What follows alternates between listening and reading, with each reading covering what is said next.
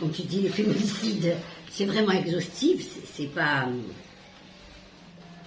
Le problème qui se pose effectivement, les violences faites aux femmes, comme a dit quelqu'un ce matin, c'est dans tout le monde entier. Je suis désolée, il y a des lois, comme je parle de la loi cadre espagnole, où ce n'est pas la femme à prouver qu'elle a été agressée, c'est lui à prouver qu'il ne l'a pas agressée. J'aimerais bien en arriver là. C'est ce que j'appelle, moi, une loi. Chez nous, la loi... pardon, c'est pas une loi, c'est l'amendement au Code pénal de 2005 qui dit que, bon, où on a inclus la clause du pardon, qui est une clause, comment on appelle ça, morale, sociale, on a inclus en tant que loi, en tant que truc, en tant qu'affaire de droit. Or que ce n'est pas... C'est complètement faux, et on sait très bien, dans notre condition socio-culturelle, n'importe quelle femme qui va porter plainte, ah, ce sont des événements, ce sont des mimes, ce sont des mêmes. Arrête, tais-toi. Là, c'est trop. Ce qu'on ne voudrait, c'est que, normalement, avant la loi, elle existait, c'est-à-dire quand tu as un couple, tu vas porter plainte, tu peux lui pardonner parce que... Mais la justice suit son cours. Là, elle stoppe. C'est ça qui est scandaleux. C'est qu'il la massacre je ne sais combien. Elle lui fait, oui, je pardonne. Mais il continue. C'est ça qui est un véritable scandale.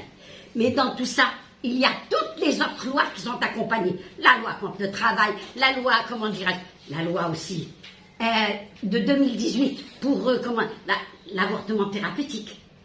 C'est-à-dire, vous êtes malade, vous ne pouvez pas amener à un terme à une grossesse, pour une raison ou pour une autre.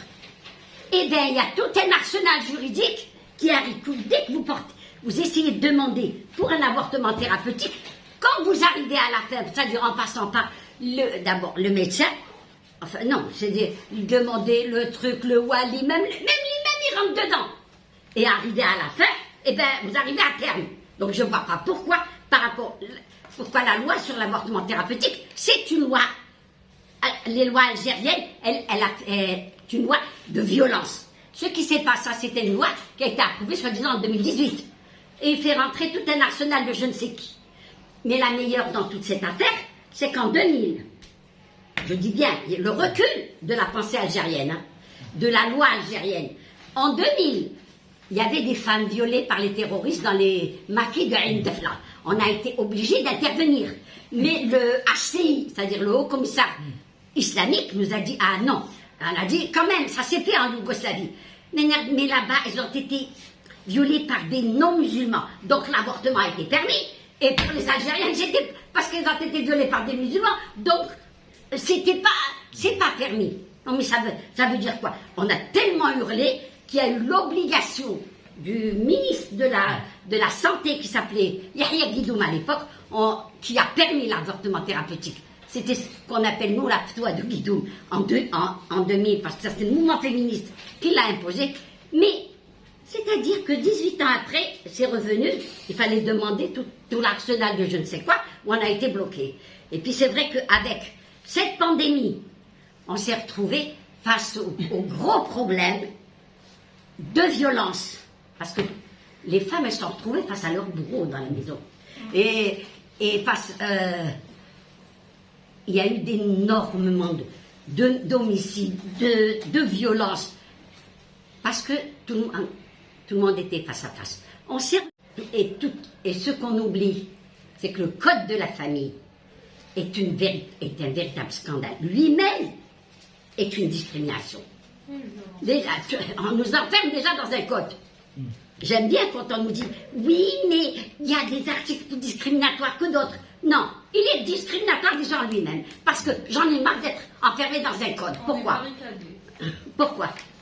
Le code de la famille est une violence. Centre d'hébergement. Là, il y a un gros problème. C'est vrai. Le seul centre d'hébergement actuellement, qui je dis bien en tant que centre d'hébergement, c'est le centre de SOS Femmes en détresse. Mais il y avait un centre qui était très bien, qu'on appelait le centre d'Arma, où il y avait 192 places.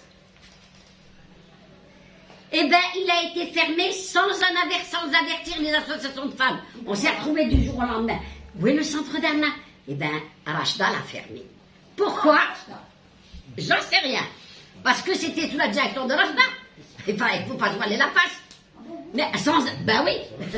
Et là, parce que il y a le centre de Zrara, qui est un centre étatique. Le centre de Zrara, écoute, et le centre de Bousmaïl, quand on est embêté à l'extrême limite, souvent le centre SOS Femmes en détresse est surbooké, là-bas, elle ne peut pas prendre ses enfants avec elle, elle ne peut pas sortir, c'est-à-dire sortir faire ses papiers, non, c'est vraiment embêtant. Là, les associations de femmes sont devant une difficulté là-dessus. Je dis, nous, personnellement, on s'est trouvé pendant 8 mois, une copine d'Alger a gardé une fille pendant 8 mois.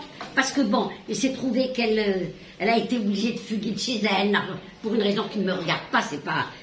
Et elle est restée chez elle, chez la copine pendant 8 mois. Ça peut être dangereux, bien sûr, mais pour la militante... Et pour le truc, c'est pas... Pour la victime. C'est pas gai. C'est des situations comme ça qui nous laissent à réfléchir. Parce que ce qui est tuant, c'est que pour une raison ou pour une autre, une position politique, on n'avertit pas les autres, je trouve que c'est scandaleux. Parce que le centre d'Arna, il n'y avait pas 1, 2, 3. Il y avait quand même 192 places. Si tu ramènes une femme, elle pouvait facilement se retourner, faire ses affaires, essayer de trouver un palliatif. Je dis bien pendant 5 à 6 mois. Pas éternellement, bien sûr. Il faut aussi